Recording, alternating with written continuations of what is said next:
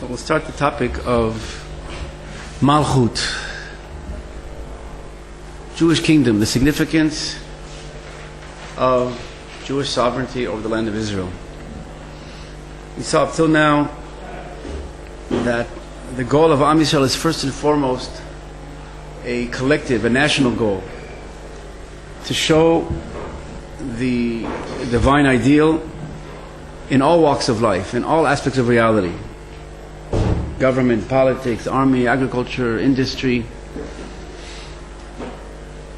The individual Jew gets his meaning and significance and value as a unique branch of, an extension, manifestation of that collective divine content.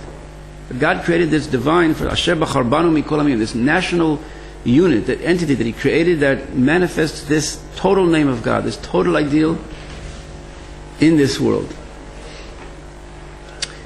We saw a few sources, the Maral and others, or Sameach, that Kodesh Baruch Hu lo meyached shmo le'echid. God does not dwell His name, rest His name on the individual.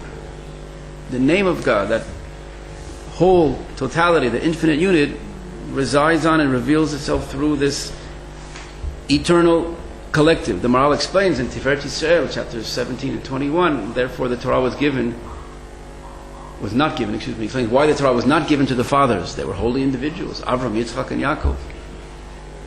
But they were not yet considered the klal, the nation, this collective unit.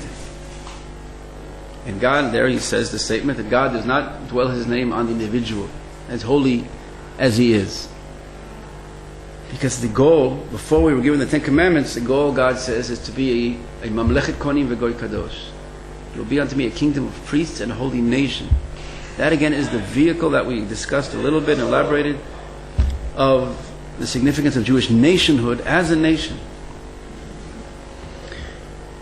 A lot more to talk about. We'll get to this again. We've done it before. All the different sources that we see, that even the individual Torah, the significance is by His, like I said, bringing a branch of, an expression of, an extension of that collective. He gets His holiness and His obligation into Torah is by virtue of the fact that He's a part of that whole.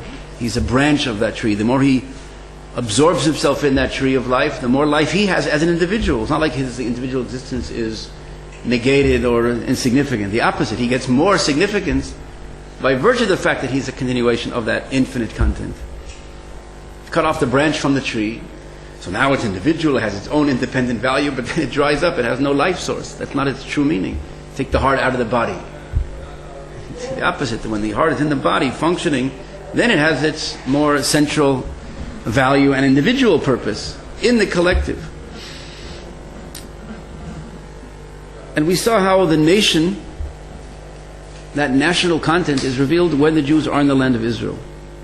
The two together enable that expression of life, of the divine.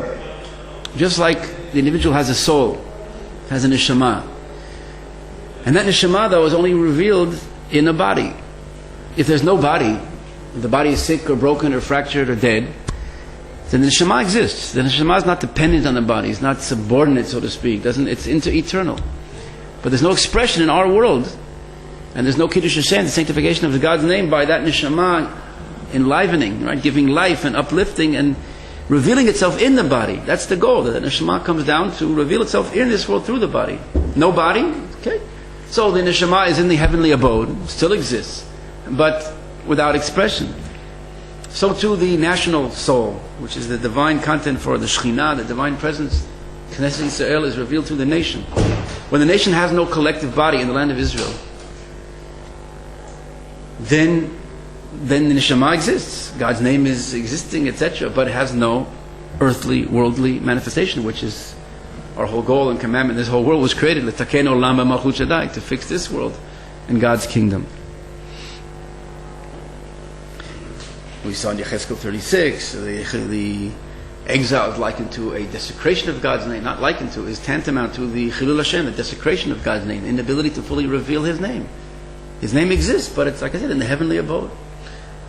A memory from the past, a hope for the future, but no reality, tangible reality in this world, sanctifying, elevating, and linking up this world to that divine.